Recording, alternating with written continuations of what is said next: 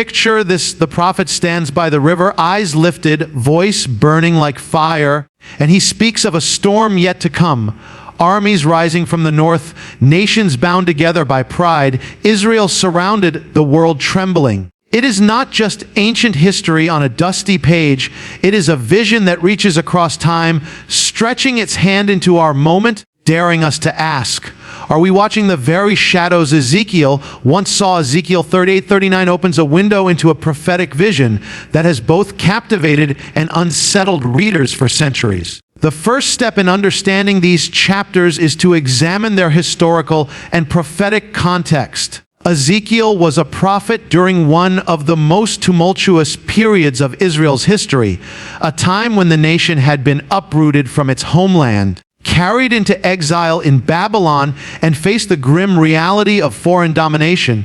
His prophecies were not mere warnings about immediate events. They were divine revelations about the deeper currents of history, the spiritual forces at work behind human affairs, and the ultimate destiny of Israel. Within this backdrop, chapters 38 and 39 present a vision that leaps beyond Ezekiel's own time, pointing toward a future confrontation that would involve Israel and a coalition of nations led by a figure called Gog from the land of Magog. The vision is framed in apocalyptic terms, emphasizing both the scale of the conflict and the sovereignty of God over history. The text begins by naming Gog, the leader of Magog, and provides a detailed geographic and political description of the forces he will marshal. These include nations to the north, often identified with regions beyond Israel, and other groups whose exact identities have been debated by scholars. The imagery is vivid: horses, horsemen, shields, bows, and a vast multitude, signaling a formidable and coordinated invasion. Yet the vision is not merely about military might. It is about the timing and purpose of divine orchestration. The prophecy situates the invasion in a time when Israel is secure, dwelling in safety, a detail that underscores the miraculous nature of Israel's restoration after centuries of displacement and vulnerability. This security, combined with the abundance and prosperity of the land, provokes envy and ambition, setting the stage for conflict. The prophecy also highlights the spiritual dimension of the event. Gog's attack is described not simply as a political maneuver, but as a manifestation of pride and the desire to plunder. The motivations of human actors are intertwined with spiritual realities, forces of chaos, rebellion against God, and the attempt to challenge divine authority. Ezekiel's prophecy portrays these forces as significant yet ultimately subordinate to God's plan. Central to this vision is the theme of divine sovereignty. Despite the apparent strength and coordination of Gog and his allies, the text repeatedly emphasizes that the outcome is determined by God. The Lord declares that he will put hooks into Gog's jaws and draw him into a confrontation not of his choosing, demonstrating that human schemes, no matter how grand, are subject to divine control. The imagery of mountains trembling, fire descending, and armies turning against one another serves to illustrate the dramatic intervention of God in human affairs. The chapters also highlight the purpose of these events in revealing God's name and glory. The destruction of Gog's forces is portrayed not merely as judgment, but as a revelation to the nations that the God of Israel is real, sovereign, and powerful. Through this conflict, divine authority is made evident to all peoples, fulfilling a broader theological purpose beyond immediate historical consequences. Another important aspect of the context is the connection to earlier biblical promises. The prophecy resonates with themes of covenant, restoration, and divine faithfulness found throughout the Hebrew Scriptures. Israel's survival and flourishing, the subsequent attack by Gog, and God's decisive intervention are all framed within the continuity of God's plan for his people. This reinforces the idea that prophecy in Ezekiel is not arbitrary prediction, but an unfolding of divine purpose that connects past, present, and future. Furthermore, the historical context illuminates the relevance of the prophecy for contemporary readers. While Ezekiel spoke to exiles in Babylon, the vision transcends its immediate setting. The attention to geography, alliances, and political ambition invites reflection on the recurring patterns of human behavior, the fragility of nations, and the persistent need for vigilance, faith, and moral clarity. In essence, the historical and prophetic context of Ezekiel 38:39 situates the prophecy as a bridge between the exile and the eschatological future. It frames a conflict that is both terrifying and instructive, illustrating the interplay of human pride, divine justice, and the ultimate vindication of Israel. Understanding this context is crucial for grasping the meaning and significance of the vision, as it provides the lens through which the details of Gog and Magog, the armies, and the divine intervention can be interpreted, not merely as isolated events, but as part of a coherent and purposeful divine narrative that spans centuries.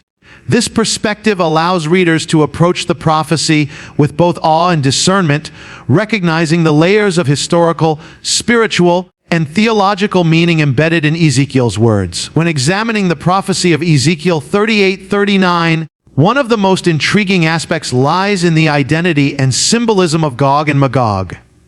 The text introduces Gog as the leader of Magog, describing him as the chief prince of Meshech and Tubal, and situates him in a coalition of nations from the north and beyond, coming against Israel. For centuries, scholars, theologians, and commentators have wrestled with the question of who or what Gog and Magog represent. Are they literal historical figures, future political powers, symbolic representations of evil, or a combination of these? The ambiguity is deliberate, as prophecy often operates on multiple levels, blending historical, symbolic, and spiritual dimensions to communicate truths that transcend immediate circumstances. Historically, Magog is mentioned in the genealogies of Genesis and 1 Chronicles as a descendant of Noah, often associated with regions north of Israel, though the exact geography is debated.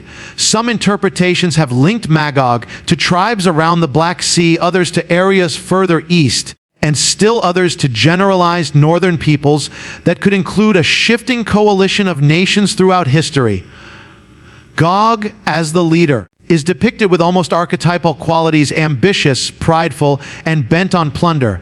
In this sense, Gog can be seen as a symbol of the forces that rise against God's people, a personification of rebellion, and a vehicle through which the text communicates spiritual and moral truths. Beyond geography and genealogy, the prophecy also employs imagery and terminology that suggests symbolic layers. Gog's armies, described with shields, bows, and vast numbers of horsemen, evoke not only a real military threat, but also the archetype of human pride and aggression. These details serve as more than historical markers. They illustrate a recurring pattern in human history where powers conspire against justice, righteousness, and God's people. The coalition of nations under Gog represents more than the sum of individual kingdoms. It embodies the principle of collective resistance to divine order, highlighting how disparate powers can unite in pursuit of greed, pride, and ambition. In symbolic terms, the prophecy warns against the allure of power without conscience, ambition without humility, and alliances rooted in self-interest rather than justice. Many commentators have also noted that the identity of Gog and Magog in Ezekiel is echoed in later biblical texts, particularly in Revelation, where the names appear again in apocalyptic visions of the end times. This intertextuality suggests that the figures function both as historical references and as enduring symbols of opposition to God's plan. The use of the same names in Revelation expands the interpretive lens. Gog and Magog are not bound to a single era or geographic location, but represent a recurring challenge to divine sovereignty across time. The symbolic dimension becomes even more compelling when considering the narrative structure of Ezekiel 38:39. The prophecy moves from the description of Gog's plan to the assurance of God's intervention, emphasizing that no matter how formidable the coalition, it cannot thwart divine purpose. In this light, Gog symbolizes not just external enemies of Israel, but the broader forces of pride, deception, and moral rebellion that arise whenever humans attempt to challenge God's authority. The prophecy also invites reflection on the nature of prophecy itself. By blending historical markers with symbolic language, Ezekiel communicates multiple layers of meaning, allowing the text to resonate across centuries. Readers are prompted to discern not only who Gog and Magog might be in concrete terms, but also what they reveal about recurring spiritual realities, the danger of prideful ambition, the inevitability of divine justice, and the ultimate vindication of the faithful. The coalition led by Gog is therefore not only a literal military threat, but also a narrative device that dramatizes the consequences of defiance against God. This dual approach, historical and symbolic, enables the prophecy to speak to different audiences, those interested in geopolitical events, those concerned with moral and spiritual lessons, and those seeking assurance of God's control over history. In essence, the identity and symbolism of Gog and Magog operate on multiple levels simultaneously. They are at once characters in a prophetic drama, markers of historical or future geopolitical forces, and enduring symbols of opposition to divine authority. Their portrayal challenges readers to recognize the recurring patterns of human ambition and rebellion, the dangers of alliances formed in pride and selfishness, and the certainty that God's plan transcends human scheming. By engaging with these layers, one can approach Ezekiel 38:39 not as a static prophecy confined to a distant time and place, but as a dynamic vision that illuminates both the spiritual and historical dimensions of human behavior, the nature of divine sovereignty, and the ultimate triumph of God's purpose over the pride and schemes represented by Gog and Magog. One of the central themes of Ezekiel 38:39 is the assertion of divine purpose and sovereignty, a theme that permeates every detail of the prophecy. From the moment Gog and his allies are described as gathering to attack Israel, the text emphasizes that their plans, as formidable as they may appear, unfold under the guidance and control of God. The narrative makes it clear that the rising of these nations is not a random occurrence, nor is it a sign that God has been caught off guard. Instead, it is a part of a divine orchestration designed to demonstrate His authority over human history and to reveal His power to the nations. The sovereignty of God is illustrated in the way Ezekiel portrays Gog's advance. The prophecy repeatedly stresses that God will put hooks into Gog's jaws and bring him forth like an instrument of judgment, turning his own schemes into a display of divine intervention. What might seem like triumph for human ambition is, in fact, a stage upon which God will demonstrate His supremacy. This motif underscores the recurring biblical principle that the intentions of rulers and nations, even when aggressive and prideful, ultimately serve God's overarching purposes. The text makes this sovereignty personal, not abstract. God is depicted as actively involved, directing events with precision, orchestrating the timing, and ensuring that the outcome will fulfill His intentions. It is a sovereignty that does not merely observe history from a distance, but intervenes decisively to correct the course of events and to reveal Himself. The prophecy portrays this intervention in dramatic terms. The armies of Gog and Magog are met with earthquakes, pestilence, fire, and hail, forces that are both natural and supernatural in character. These events serve a dual purpose. They protect Israel from the invading forces, and they communicate to the nations that God is the ultimate authority over both the human and natural worlds. No amount of military planning, human ingenuity, or alliance building can overcome the will of the Lord. Another aspect of God's sovereignty in these chapters is the intentional timing of the invasion. Ezekiel points out that the attack comes in the latter years when Israel is dwelling securely with prosperity and confidence. This detail is crucial as it highlights that the prophecy is not about a people in despair or weakness, but about a people restored, who are experiencing the fulfillment of God's promises. By choosing this moment, the prophecy emphasizes that God's plans are not only about judgment, but also about revelation. He allows the pride of human power to rise only to demonstrate that no force can undermine His covenant purposes. The sovereignty displayed here also includes a moral dimension. The prophecy is clear that Gog's attack is driven by pride, greed, and a desire to plunder. Yet even in the depiction of human sin, God's hand is evident.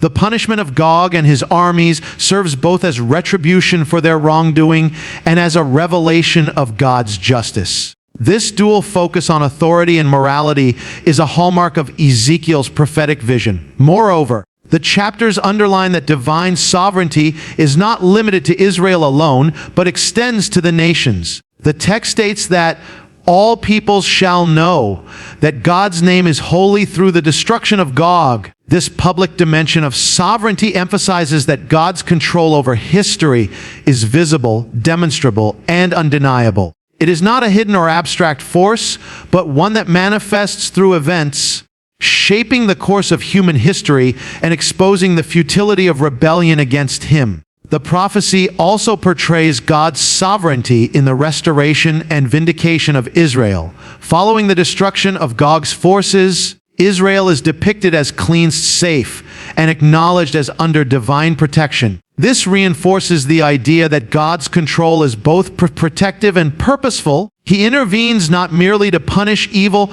but to preserve the covenant people and to fulfill His promises. Finally, Ezekiel 38:39 conveys a sense of inevitability. The text repeatedly affirms that Gog and his allies cannot succeed, that their plans will be thwarted, and that God's purpose will be accomplished.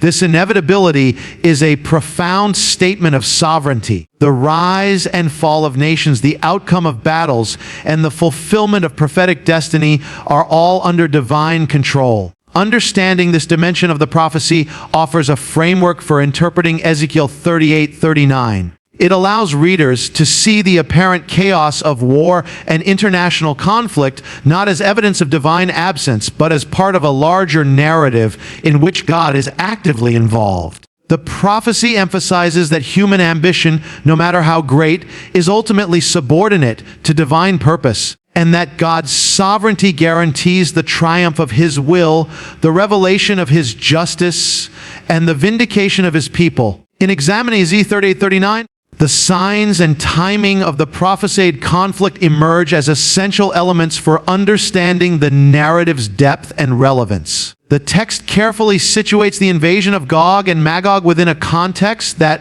is precise yet symbolically rich, emphasizing the moment in Israel's history when the attack occurs. Ezekiel describes a time in the latter years when Israel dwells in security, living without walls or fear, a land restored and flourishing. This timing is not incidental. It underscores the contrast between human pride and divine providence. The invaders are drawn not to a weak or defenseless people, but to a nation that is thriving, confident, and under the protective oversight of God. This detail signals that the prophecy is not merely about military engagement, but about the spiritual and moral dimensions of human ambition and divine orchestration. The notion of security and prosperity in Israel is central to understanding the signs embedded in the text. These signs are markers of readiness, both for judgment and for revelation. Israel's restored condition serves as a catalyst, provoking the aggression of Gog and the alliance of nations he leads.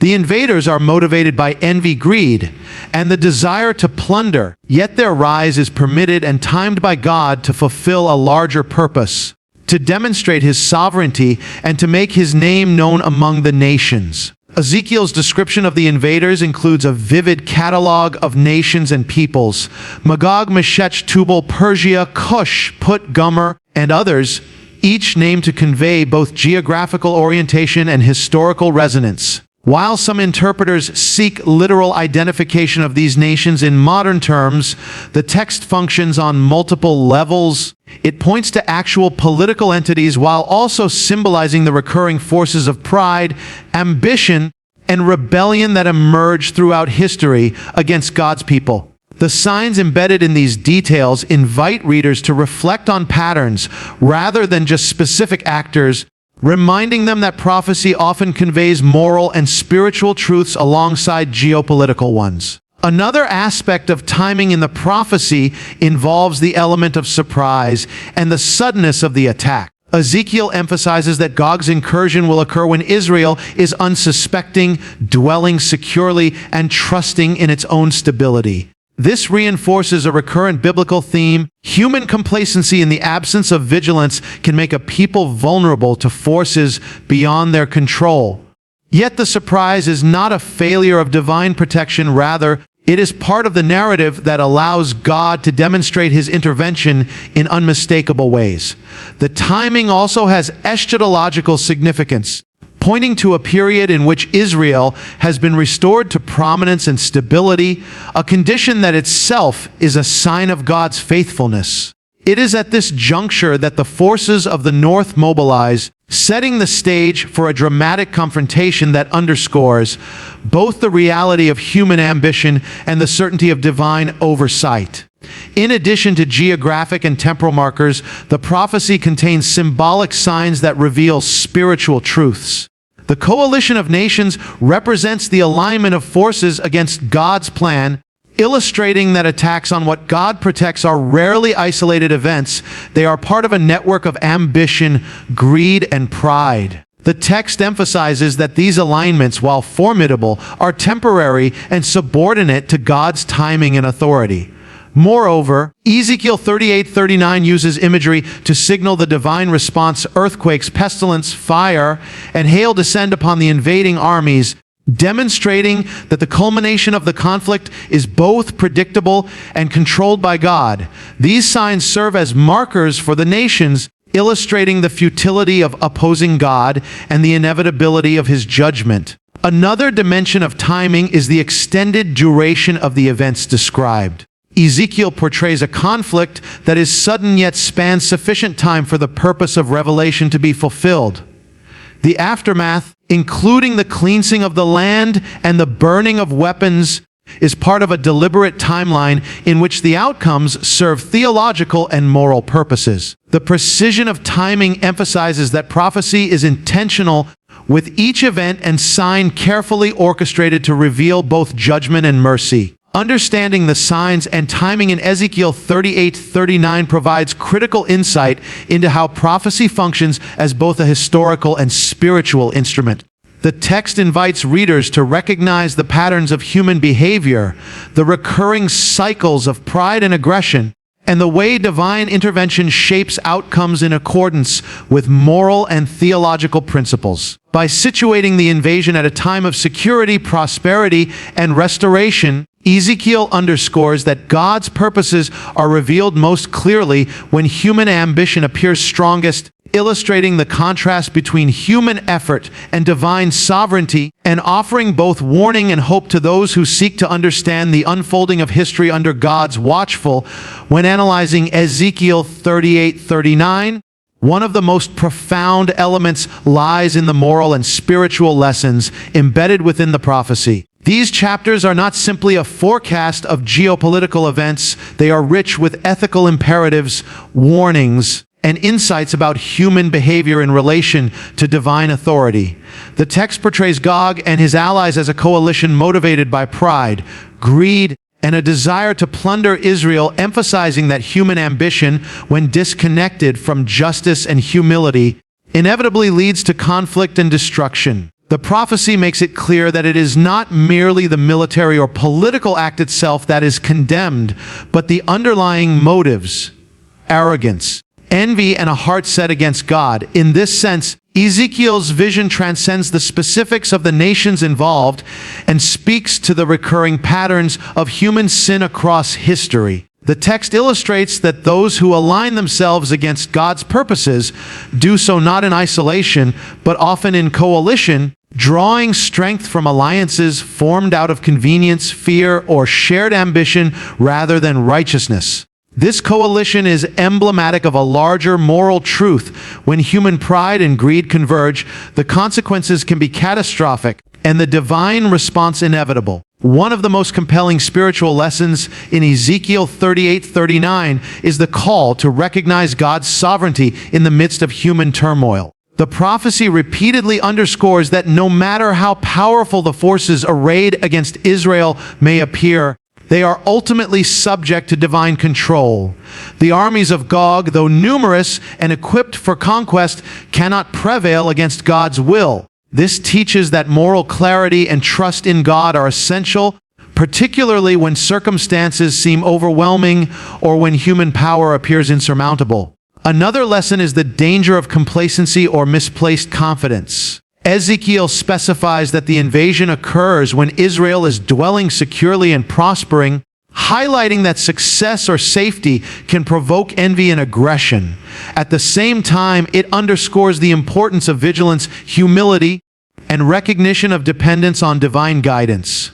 Prosperity is not a shield against moral failure, and security without discernment can lead to vulnerability. The prophecy also emphasizes the themes of judgment and accountability. Gog and his allies are held responsible for their intentions and actions, demonstrating that moral and spiritual responsibility extends beyond immediate consequences to a divine reckoning. The vivid descriptions of their defeat through fire, hail, and other calamities serve not only as a historical or symbolic outcome, but as a moral lesson about the inevitable consequences of opposing righteousness and divine authority. Furthermore, Ezekiel 38:39 highlights the ultimate vindication of the faithful and the revelation of God's name. The destruction of Gog's forces is not only a punishment, but also a public demonstration of God's justice, power, and care for his people. This teaches that faithfulness is never in vain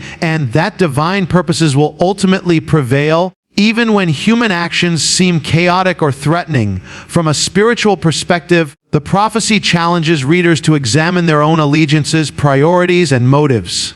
The narrative urges reflection on how pride, ambition, and greed can manifest personally and socially, and how these traits can align individuals with forces that are ultimately destructive.